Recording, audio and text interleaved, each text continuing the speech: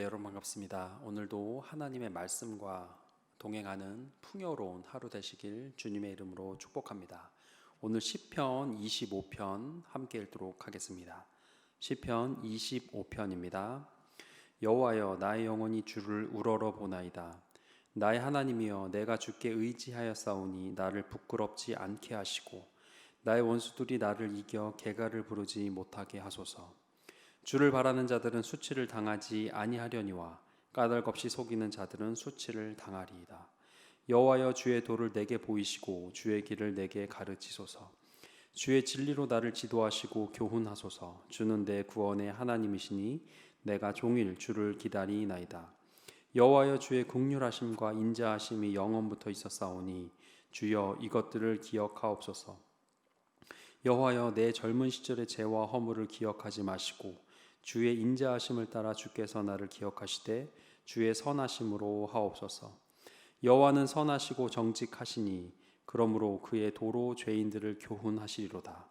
온유한 자를 정의로 지도하시며 온유한 자에게 그의 도를 가르치시리로다. 여호와의 모든 길은 그의 언약과 증거를 지키는 자에게 인자와 진리로다. 여호와여, 나의 죄악이 크오니 주의 이름으로 말미암아 사하소서. 여호와를 경외하는 자 누구냐? 그가 택할 길을 그에게 가르치시리로다. 그의 영혼은 평안히 살고 그의 자손은 땅을 상속하리로다. 여호와의 친밀하심이 그를 경외하는 자들에게 있으며 그의 언약을 그들에게 보이시리로다. 내 눈이 항상 여호와를 바라보면 내 발을 그물에서 벗어나게 하실 것이미로다. 주여, 나는 외롭고 괴로우니 내게 돌이키사 나에게 은혜를 베푸소서. 내 마음에 근심이 많사오니 나를 고난에서 끌어내소서. 나의 곤고와 환난을 보시고 내 모든 죄를 사하소서. 내 원수를 보소서. 그들의 수가 많고 나를 심히 미워하나이다. 내 영혼을 지켜 나를 구원하소서. 내가 주께 피하오니 수치를 당하지 않게 하소서. 내가 주를 바라오니 성실과 정직으로 나를 보호하소서. 하나님이여, 이스라엘을 그 모든 환난에서 속량하소서. 아멘. 하나님의 말씀입니다. 앞에 보시는 것처럼 이렇게 꽃이 장식되어 있지요. 바로 오늘부터 추수감사절 특별 부흥회가 시작되는 날입니다. 목금토 3일 동안 세 분의 다른 강사분들이 정성스럽게 준비하신 말씀, 또 간증으로 또 찬양으로 풍성한 부흥의 3일이 될 것입니다. 오늘 저녁 8시 반부터 시작하니까요. 또 현장 예배도 이제 가능합니다. 교회에 오셔서 은혜 받으시고, 또 오실 수 없는 상황에 계신 성도님께서는 위치한 곳에서 영상으로 그렇게 은혜를 받아주시기 부탁드리겠습니다. 성도님들의 많은 참여를 당부드립니다. 오늘 우리가 보는 매일 성경에 이렇게 해설처럼 시편 25편은 다윗의 시편 중에 하나입니다. 특별히 25편은 다윗의 하나님의 용서와 인도를 구하는 기도라는 제목으로 그렇게 해설하고 하는 시편이죠. 그래서 전반부, 오늘 매일 성경은 세 가지 단락으로 이것을 나누어 놓았는데요. 전반부가 있고 또 중반부가 있고 나머지 15절부터 22절까지 이렇게 배분을 해놓긴 했습니다. 근데 전반부는 1절에서 7절은 특별히 하나님의 가르침과 용서에 대한 간구라고 매일 성경은 얘기하고 있습니다. 근데 특별히 제가 보는 해설 성경을 보면 1절에서 7절이 아니고 1절에서 3절까지로 끊어서 설명을 하고 있습니다. 그리고 이렇게 주제를 달 수 있겠죠. 공경에 처한 상황에 대한 탄식을 1절에서 3절까지 하고 있어요. 그리고 마지막 단락은 어느 부분이냐면 16절에서 22절로 이렇게 끊기도 합니다. 구분을 하죠. 그래서 16절, 주여, 나는 외롭고 괴로우니 내게 돌이키사 나에게 은혜를 베푸소서, 이렇게 마무리되는 부분으로 들어가고 있는 것을 구분할 수 있습니다. 여러분, 그럼 이건 무슨 얘기죠? 시작할 때 공경에 처한 것을 하나님께 이야기했어요. 근데 마무리되는 상황에서도 여전히 다윗은 공경에 처해 있는 것이 달라지지 않았다는 얘기입니다. 다시 첫 번째 주제로 간 거예요. 여러분, 기도했는데, 자기의 공경에 대해서 아뢰었는데, 피를 토하는 마음으로 하나님께 기도했는데 그대로라는 겁니다. 처음의 부분, 자신의 공경, 고독, 죄의 짐, 적대 관계에 대해서 낱낱이 하나님께 아뢰었습니다. 기도했습니다. 그런데 16절에 마무리되는 부분에서도 아직 외롭고 괴롭다라고 얘기하고 있어요. 변한 게 없어요. 왼쪽에 보시면, 매일 성경 왼쪽에 보시면 16절에 22절에 그 설명하는 문장 가운데 이러한 문장이 있죠. 설명이 있죠. 상황은 변한 게 없습니다. 네, 저는 오늘 설교 가운데 특별히 이 부분, 상황은 변한 게 없습니다, 이 설명을 보면서, 또 이런 시편 25편의 그런 구성을 보면서 이 부분을 초점으로 잠시 은혜를 나눴으면 좋겠다라는 생각을 했습니다. 여러분, 우리의 기도는요, 대부분 기도의 목표는 상황의 변화를 위해 기도합니다. 그렇죠? 좋은 대학 우리 자녀가 갔으면 좋겠고요, 좋은 직장에 취업했으면 좋겠어요. 어려운 이 환경이 하나님이 만져주셔서 정말 하나님의 능력으로 내가 어찌할 수 없는 그 부분 하나님이 만져주십시오. 그래서 환경과 상황을 변화시켜 주십시오. 우리는 이렇게 기도하고 있고 기도할 수 있습니다. 여러분, 이게 잘못된 게 아닙니다. 권세입니다. 무슨 권세죠? 자녀의 권세예요. 요구할 수 있어요. 저희 아이들이 저한테 요구하듯이 우리는 끊임없이 요구하고, 하나님은 좋으신 하나님께서 그것을 들어주기도 하시는 분이라는 것을 우리는 알고 있습니다. 우리는 자녀의 권세를 요구하고, 하나님은 아버지이기 때문에 응답하십니다. 환경을 바뀌어주십니다. 그런데 항상 그렇다고 우리가 결론 짓고 얘기할 수는 없다는 것을 우리는 살아가면서 삶으로 경험합니다. 우리의 요청대로 되지 않을 수도 있다는 겁니다. 환경의 어려움을 얘기했지만 오늘 다윗의 시처럼 전반부에 못 살겠어요 했는데 후반부에 여전히 변한 게 없는 것 같은 상황을 우리는 살 수 있다는 얘기죠. 신앙의 유형을 크게 세 가지로 우리가 나누어서 생각할 수 있습니다. 첫 번째, 이런 신앙이죠. 영어로 단어로 표현하면 if의 신앙인 거예요. 뭐죠? 만약 이렇게 해 주시면의 신앙. 하나님과 거래하는 것 같은 뉘앙스. 하나님, 대학에 합격시켜 주시면 제가 주의 일을 하겠습니다. 이건 뭐죠? 합격 안 시켜주면 하나님 제 얼굴 보기 좀 힘드실걸요. 이런 어떤 경고성의 메시지, 자녀의 권세이기도 하지만, 성경의 대표적인 인물이 누가 있을까요? 야곱이 그렇죠. 하나님과 딜하는 것 같은 if의 신앙. 어떻게 보면 가장 어린 아이의 신앙인 것 같아요. 하나님, 이거 들어주세요. 그럼 제가 이거 해줄게요. 하나님은 귀여워서 신앙의 초반에는 응답해 주시기도 하는 것 같기도 합니다. 두 번째, 이것보다 조금 성장한 신앙은 이거죠. as if, 가정법이에요. 아직 이루어지진 않았지만 하나님 이루어 주실 걸 제가 지금 미리 감사합니다. 미리 헌금도 하고, 이루어지지 않았지만 이렇게 될 줄로 믿어요. 그래서 하나님 이미 감사해요. 보이지는 않지만 그렇게 하나님이기 때문에 내가 믿어요. 대표적인 인물 누가 있을까요? 아브라함이겠죠. 현실은 자식이 없지만, 아들이 없지만, 이스마엘 말고 없지만 내 자손이 엄청 많을 거야. 하늘의 별을 보렴. 아브라함의 믿음. 앞으로 그렇게 내가 원하는 것으로 될 겁니다. 이러한 신앙의 유형이 있어요. if보단 조금 더 성장한 것 같아요.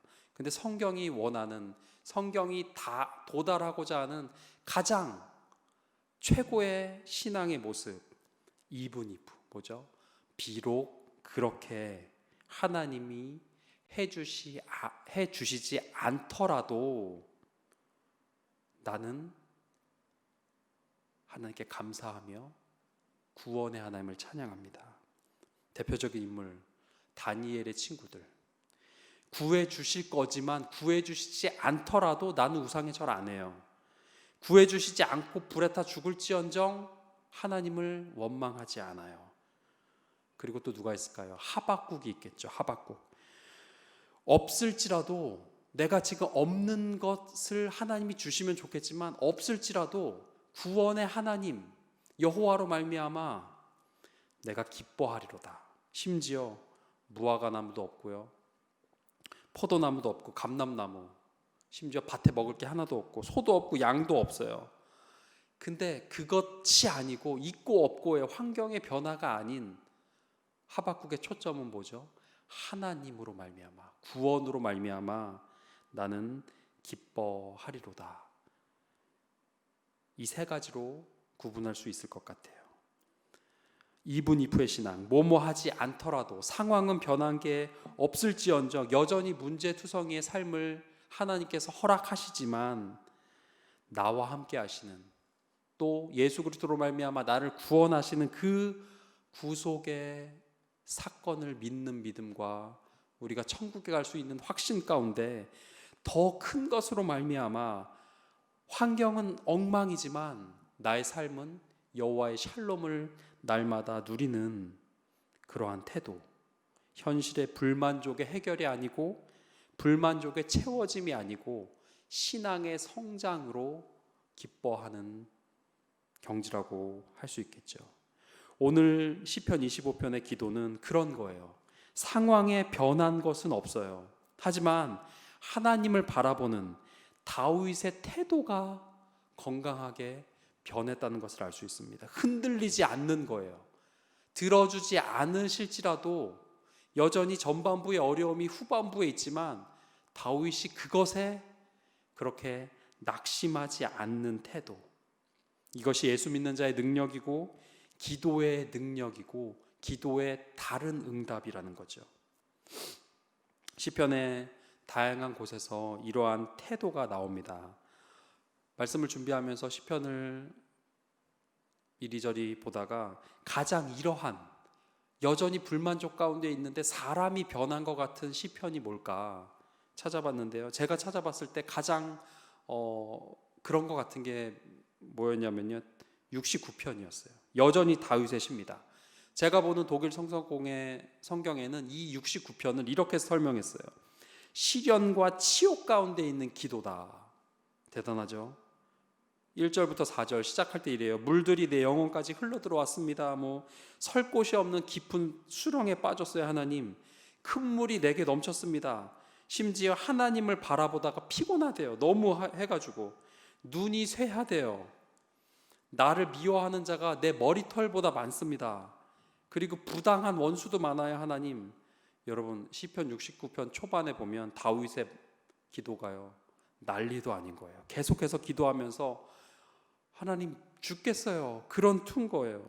근데 쭉 기도하다가 다윗이 진정을 하고 후반부 30절에 가면 갑자기 어떤 변화의 조짐도 없다가 30절에 갑자기 이렇게 바뀌어요. 내가 노래로 하나님의 이름을 찬송하며, 이럽니다. 감사함으로 하나님을 위대하시다 하리니.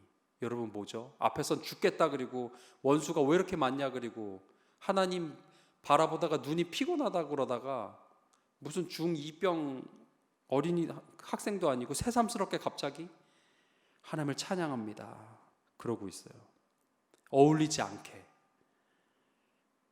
탄식하고 애통하다가 죽겠다고 하다가 그의 이름을 사랑하는 자 중에 살리로다, 이렇게 찬양하며 마무리되고 있어요. 뭘까요? 기도 가운데, 기도 중에 다윗이 변한 거예요. 탄식하고 애통하고 원망하고 온갖 불만을 하나님과 다루다가 그 불만까지 하나님 앞에 내어 놓을 줄 알았던 건강함이 다윗에게 있었어요. 그리고 그 기도 가운데 그 부분적인 감정까지도 기도하며 하나님 앞에 내어 놓았을 때 하나님이 환경을 바뀌어주신 것은 아니지만 다윗의 심령이 바뀌었다는 겁니다. 어떻게 해요? 하나님으로 인해서 기도하다가 찬양하다가 불만에서 찬양과 감사로 마음이 바뀌는 것을 우리는 시편을 보며 알 수 있습니다. 여전히 상황은 치욕 가운데 있지만 변한 건 없지만 기도하는 하나님의 자녀가 변했다는 거죠. 응답되지 않는 기도에 대해서 작은 해답과 같은 상황의 환경은 변하지 않지만 하나님은 어떤 분이신가? 기도하는 그 하나님 자녀의 마음을, 태도를 바꿔주시는 분입니다. 말씀을 마무리하겠습니다. 하박국과 다니엘과 친구들과 같은 이분 이프의 신앙, 오늘 기도하며 변했던 다윗의 10년과 같은 그 신앙의 모습이 바로 우리들의 모습이기를 소망합니다. 비록 환경은 어렵지만 여전히 기도해도 바뀌는 것 같지는 않지만 나와 함께 하시는, 또 나를 구원하신 예수 그리스도로 말미암아 그 구원의 즐거움이 더 커서 그 불만족스러운 상황 가운데서도, 문제투성이의 삶 가운데서도 우리가 감히 감사와 찬양과 하나님의 위대하심을 선포하는 여호와의 샬롬 가운데 살아가는 귀하고 복된 모든 구리지구촌의 성도님들 되시길 간절히 축원합니다. 함께 기도하겠습니다. 기도하실 때 주님, 기도 가운데 다윗의 마음이 변한 것처럼 나의 마음과 심령을 변화시켜 주십시오. 불평불만이 사라지게 하시고 하나님의 구원의 역사로 말미암아 감사하는 마음을 주십시오. 하나님의 은혜로 예수 그리스도의 구원의 사건으로 이 불만족스럽고 해결해야 될 것이 많은 상황 가운데서 그것에 초점을 맞추지 않게 하시고 나의 신앙의 성장으로 하박국과 같은 마음으로 이 모든 것을 볼 수 있는 하나님의 귀하고 복된 자녀 되게 하여 주시옵소서. 함께 기도하겠습니다.